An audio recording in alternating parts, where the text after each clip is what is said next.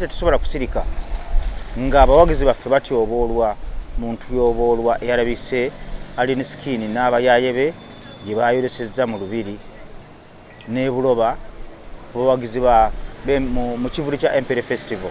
Era tusinziira wano nti Alien Skin ffe nga bapromota tetugenda kuddamu kumupangisa wadde okumuteeka ku stage mpaka nga amaze okwetereeza okuba nga takyatambula n'ezo gganga ze ery'effujjo n'okwetereeza ng'omuntu. Abawagizi baffe twagala bajje mu kivulu ate baddeyo, sitwala baddeyo n'ebisago.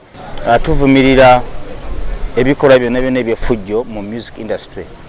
Tetukkiririza mu kuwemula, tetukkiririza mu ffujjo, naddala effujjo eryo liba nga likosa abalabe baffe oba abalala. Era tusinzira wano bapromota ffenna mu Uganda tulina federation yaffe tutwala. Honorable Minister nkubidde ku simu ne twogera ne KT event omwogezi waffe Balunywa Bajjo ffenna ne tussa kimu nti ebintu eby'effujjo ebikola eby'effujjo tetugenda kukkiriza kugenda mu maaso kubigumiikiriza bigende mu maaso. Era tugenda kutuula tuza press conference ku Sheraton Gardens nga tuvumirira ebikolwa by'effujjo naddala ebikwemberwamu Alien Skin. Nze Alien Skin nganze omuntu nali namwesonyiwa n'olwokuba banteeka akakiiko akatesiteesi akateekateeka enkuuka abakungu abamu baporopozinga tumuteeke mu nkuuka nganze sirina buyinza bwali busobola kugaana kumuteeka ku lisiti ey'enkuuka. Era enkuuka y'omulundi guno yadde yageze mu byafaayo nti yatambudde bulungi nnyo, temwabadde ffujjo, buli muntu ndowooza z'ebyobufuzi bonna babadde ku stage emu. Eyo ne yadde statement y'amaanyi olw'ensonga nti nze kamwa koogera ebintu nze nabiteekateekanga ebirungi n'ebibi, naye oluvannyuma lw'okulaba nti kuliwo omukolo ogubeerako omutanda kwasiima n'abeera n'ayingira omwaka n'abantu be, ate Kabaka ye muntu azaala abantu bonna aba NRM, aba NUP, aba DP, aba FDC, nga si kirungi kuyombera mu maaso ge. Ekyo kifaananyi kibadde kyavuddeyo bulungi olunaku lwajjo. Naye ate oluvannyuma ng'omukolo gutambula bulungi, Alien Skin n'adda mu bawagizi baffe n'atandika okubakuba.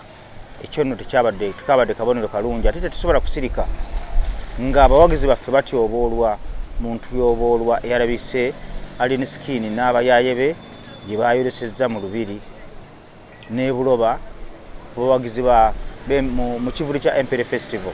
Era tusinziira wano nti Alien Skin ffe nga bapromota tetugenda kuddamu kumupangisa wadde okumuteeka ku stage mpaka nga amaze okwetereeza okuba nga takyatambula n'ezo gganga ze ery'effujjo n'okwetereeza ng'omuntu.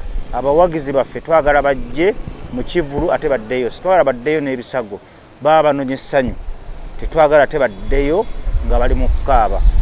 Era Alien Skin ffe tumubaaninze ate amanyi kyekitegeeza tetusaaga.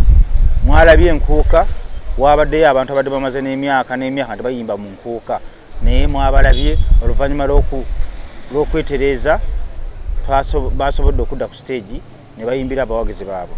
Alien Skin we twogerera goba omupangisa on your own risk. Tetukugaana okutunda emmwanyizo n'omupangisa, naye ne poliisi tugitegeeza nti bwe muwa olukusa Alien Skin promota yenna agenda omuteekateeka.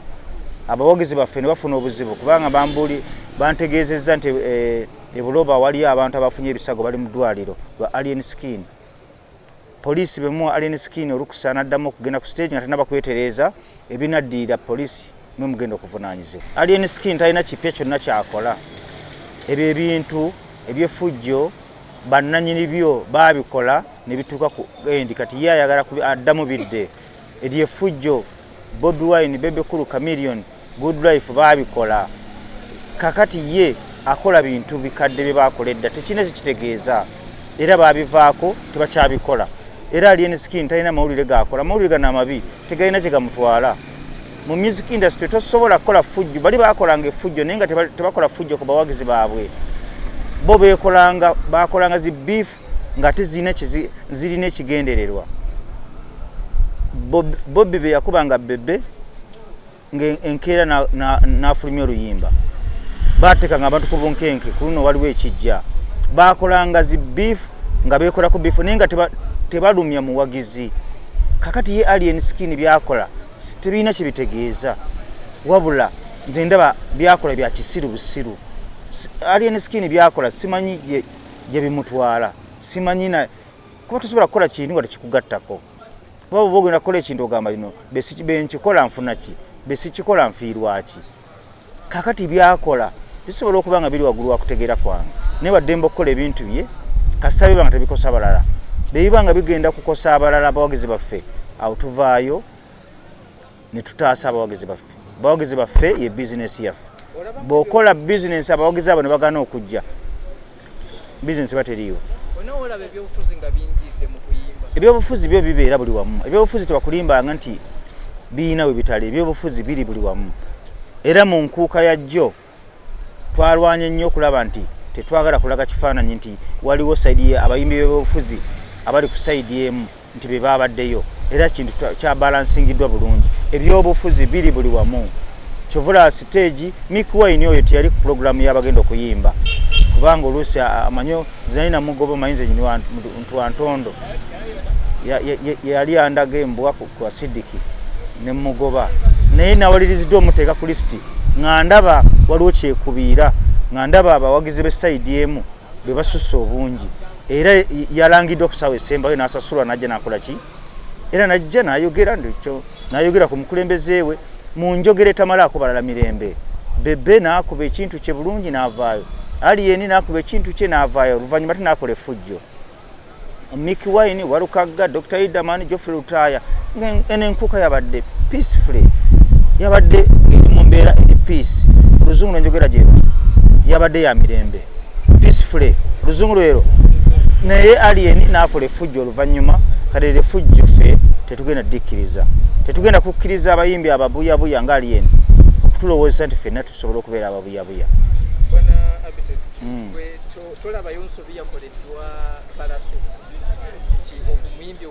Palaso era Palaso nja poliisi naye muyite kubanga ebibye ebibiri tebisobola kuvaamu kirungi kimu. Oli baabanga yakoze effujjo nze ndowooza yali badde agenda n'amuwawaabira kubanga yatuusiza damage ku bintu bye ajja bisasula kubanga yazze misana ttukuvu. Naye ebintu by'abagangagange bye byabayaayi biggwera ku street eyo ndowooza sigikiririzaamu, sikkiririza ku revenge.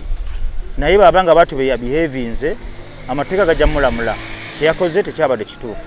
Ebibye ebibiri tebisobola kukola ki kuvaamu kirungi. Kakati kanve ku business star sigenda kusula ku TV yammwe.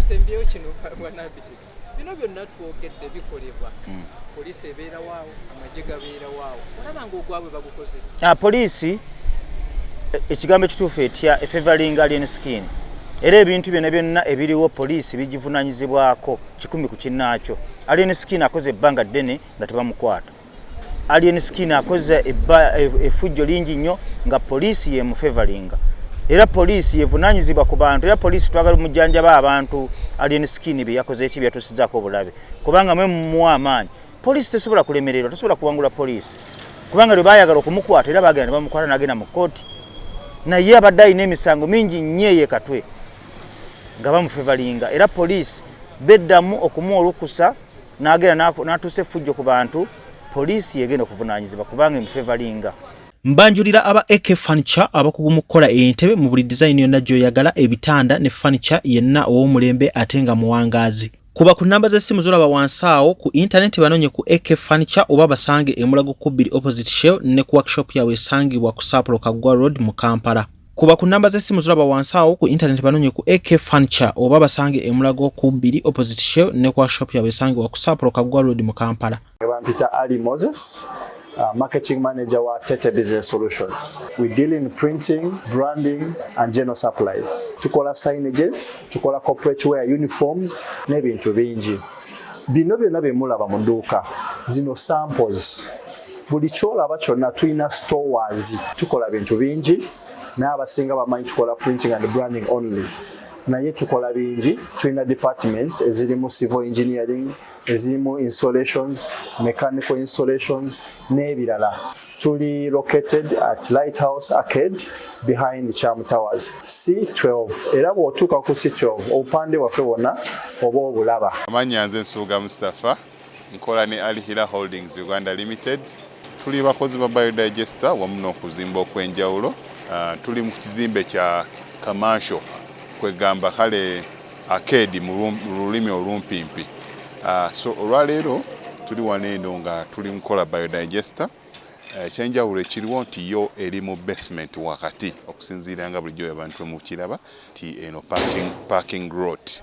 So eri wansi eri parking lot eri mu basement. Leero tukoze size y'abantu 5 ng'era erina capacity okusavinga ekizimbe kino kyonna nga wekinaabeera. Wano eno ng'era emigaso gya bulijjo gya biodigester tebagenda kunuunamu.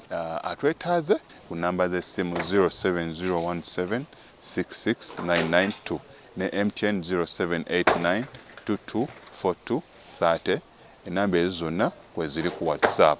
Abantu bafadde batulaba mu videos enkadde badde nga batumanyidde Kololo, Prince Charles Drive, naye kati twavaayo twala omukisa guno mbagambe nti nno twavaayo kati twadda ku Grand Imperial Hotel, room 28 first floor. So twavaayo. Enamba zaffe ez'essimu zonna zikyaliko nga bulijjo, just nti twakyusa location.